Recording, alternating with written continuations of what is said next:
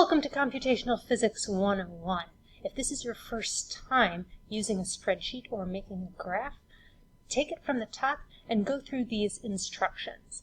We are going to be making a graph of an object launched at some initial vertical velocity vi going through freefall. We're going to start just by making a graph so that you will have a nice portable skill to take to the office wherever you find yourself employed. After we make the graph and we see how easy it is, we'll find out all the things that we did slowly and clunkily that could have been done more efficiently. First, meet your tabs. Your tabs are down here on the very bottom of the screen. You will have multiple worksheets and multiple graphs in one Excel file. The first one now will be the one we do for Freefall just for practice, for reference, to know what the correct graph should look like. The second part we will do later, that will be the one with the air drag. And you can see you've got lots of information already here to use when we're ready. Our goal is to make our spreadsheet look like this, with titles and units and headers and colors to show us and other readers who are in a hurry what is where. So go back to your Freefall tab and make some titles. It's good to have the first row be in bold. You'll have time, displacement, velocity, acceleration. Let's give them a certain color. Let's make sure we have those nice black lines all over the place so we can see what we're doing, and we'll put in our titles. We'll be tracking time in seconds, and we'll want our displacement, our height, in meters, our velocity in meters per second, and driving it all, our constant acceleration in meters per second. And yes, you must click into font. You must click on the superscript, OK, and have that meet meters per second squared so that it actually prints properly. Notice if you don't go back and click font a second time and go out of superscript, you'll have your parentheses in there too. That's pretty big. It's running out of space. So why don't we make the font a little bit smaller? And if we want this to squish a little bit, that's not going to work. There are a few things we can do about this. You can double click on something to fit it, drag it to make it wider. You can, if you want to, put your labels on the diagonal. If you think that looks classy, go for it. I find it's kind of big. What I do is I will select these. Right-click. You want to format cells after you right-click, and you can word wrap. And that way you can fit a little more information with less space wasted on just labeling. So once you've got these formatted and pretty, getting so you don't have too much wasted space in your spreadsheet, now we're going to add some numbers. The business way to do this is to type every number in by hand. 0 seconds, 1 second, 2, 3, 4, 5. Again, that's looking awfully big, so I am going to make sure this doesn't take all day. Now, we've got formulas. We know that for freefall, our acceleration is always negative 9.81, and we're going to do exactly what we did on the worksheet. We're going to waste time and space typing it in a bazillion times, which is going to be bad enough, especially if we have typos. So instead of doing this the long way, let's automate. This is text. This is a number. Go back, replace what you have with equals negative 9.81. Now it's a number. Now Excel knows it's a number.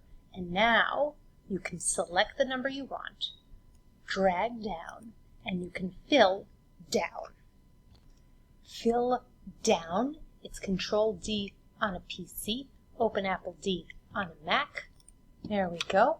And it does all the typing for us. Save your work. Now, time for the formula.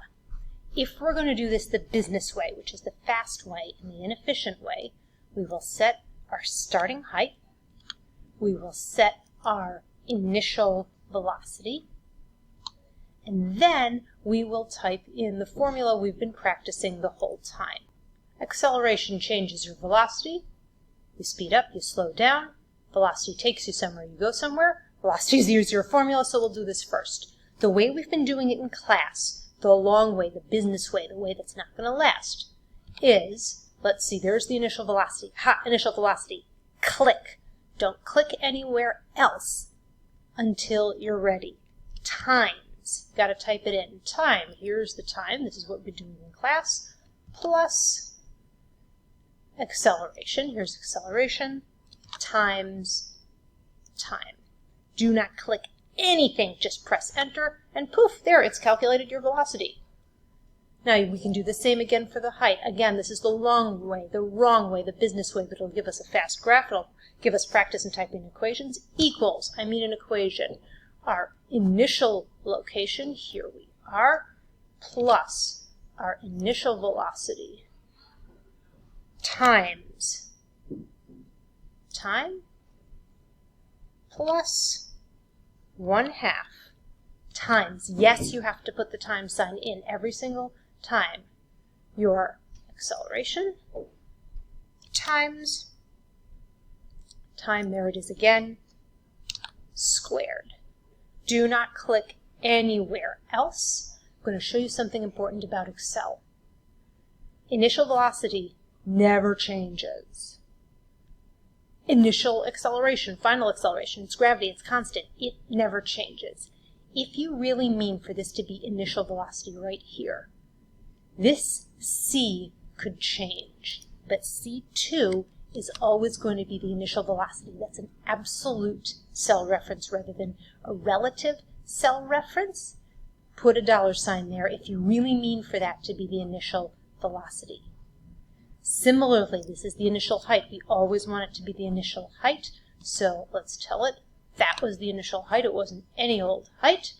The acceleration is always the acceleration, and it's only time that's changing. Let's practice making a formula where it's only time that's changing. You can tell all these stay the same because of the $signs, and it's only time that changes. Do not click anything else.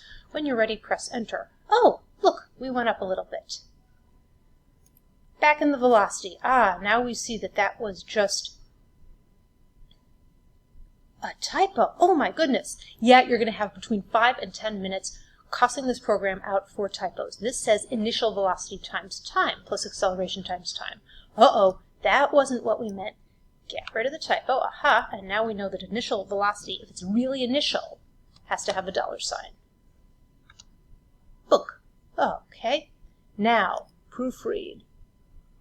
Initial displacement, BIT plus 1/2 AT squared, proofread, BI plus AT. Okay, once you proofread, fill these puppies down. You want to use that Control D if you can remember it, because it's much faster. There we go, and we have our height, our velocity, acceleration. We have 15 problems just for one click. If you don't like proofreading at that stage, that's okay. Make the graph. If the graph looks like it should look, congratulations, your equation is right. If the graph looks like you're going to outer space, you must have a typo in there somewhere. Then you'll debug again. So without further ado, let's make the graph. First graph is going to be a displacement graph. That's height versus time. Select those columns. Insert a chart. Which chart? There's only one chart. Don't let Excel recommend. It thinks you're doing business. It's nuts. XY scatter plot is the only chart you should be using for this kind of physical science class because it's the only one with two variables. Do not use the one that is graphing time and height at the same time. Use the one like this that has time on one axis and height on the other. Excel thinks it knows better than you do. It will give you a big, enormous, clunky graph with not enough labels. Now, let's practice making this look more like science. Click on that chart and go to Design. Again, Excel thinks it knows better than you do. It has all sorts of designs that you could choose. I'm not sure that any of them fit our purposes, but if you really like any one of these, rather than the other. I'm sure you can play around with the colors. I'm more interested in adding chart elements. We need axis titles, one for the horizontal, one for the vertical, to label this chart. We don't need data labels because we're going to have too much data for that. We don't need error bars because this is just a graph of equations, not of data from the lab, but it would be nice to have a key when we have more than one graph here. And if we need a best fit line, here it is. At the moment, I'm going to satisfy myself by letting people know that this is time in seconds, that this here is height in meters, and why have a chart title that's just your vertical axis? This is height in freefall. We don't need this graph to be the size of an elephant's footprint. We want to fit 3 graphs on one page. Shrink it down. Oh, it messed with your axes. That's not nice. Well, if you want axes more specific than this, click on the axis, right-click, format the axis. This axis automatically zooms to your data, which is kind of nice. If you don't want it to, if you want it to say, good heavens, I know where the ground is, I know how high it's going to go, and I don't want to count by 5s, I want to count by 10s, you can say that. Oh, wait, maybe counting by 5s was a better idea after all. There you go. You can make the axis do anything you want. You can also add tick marks, so you can see where the individual numbers are. Hey, those tick marks look pretty cool. Why don't I add those tick marks? Click on the x-axis. Notice it may take you a couple tries. You may be clicking on the graph. Format the axis. Those are minor tick marks. All right, I like those tick marks every point too. And go on and add those tick marks. See what they look like. Now you should have a nice graph. For height, notice we only have 3 good data points and no lines between them. You could change series chart type, XY scatter plot, and instead of the dots, which will be perfectly fine in a minute, you could ask it to connect them. But notice the line is kind of wobbly. Gosh, I can't see that line. Well, we better format that then. Line. Oh, 0.75 point. It is so skinny. Let's make that line thicker. I don't see that it needs to be dotted, or maybe I would like it to be dashed. And that color is so boring. There. Now you can see the line, and you can see that the line is kind of wobbly. Why? Because we only have 6 data points, of which 3 of them are good. This is the limits of the business model. In the meantime, since we can see from the graph how unsatisfactory our data is, let's make a graph of velocity and a graph of acceleration. We'll have 3 graphs. Then we'll redo our charts, our numbers, the physics way instead of the business way, and we'll see how much better this is with a little programming. See if you can make the velocity time graph yourself. You can either insert a new chart and put things in, or you can select. Is this XY scatter plot? There we go. This is not quite what we wanted it to do, but say yes. One of these is clearly the velocity. That's the one we wanted. One of these is the height. We didn't want the height. Height and velocity shouldn't be on the same graph. Stupid business program. Click on this. Right-click, select data. Height. Remove. There now. That's better. And we have our velocity time graph. Again, shrink it. Add the axis titles, and do the same thing for acceleration. Press pause, do your work, press play when you're ready to go on.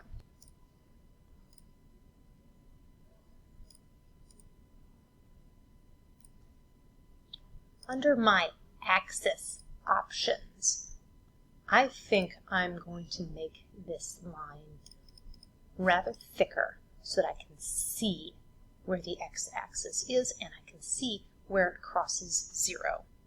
Now, weasel trick. It takes a lot of time to make a graph. I'm just going to copy and paste this. Now I have two of the same graph. That doesn't help me. But again, I can click on the line, right-click, select data. Good heavens, we only need one velocity. But I'm going to edit this. Instead of being named velocity, get rid of all this and click. I'm going to name it what's here.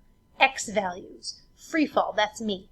Column A, 2 through 7. Column A, here we are. 2 through 7, and this is column C. No, wait, I want column D. Here we go, here we go, here we go. Hey, those are the numbers I want. Click. Okay. And now I just need to change my title.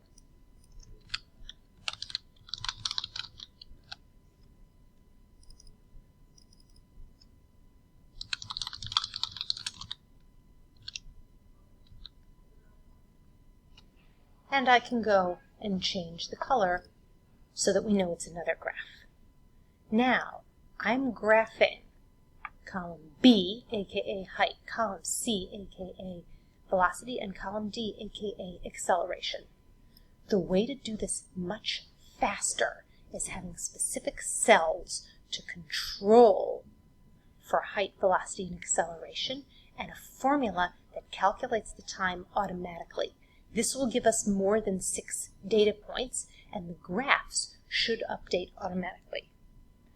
If you are happy typing things in by hand, using a fill down, a basic formula, and even a more complicated formula with dollar signs for absolute references, I really mean this cell here, you are in good shape and ready to go on to the next part of the assignment.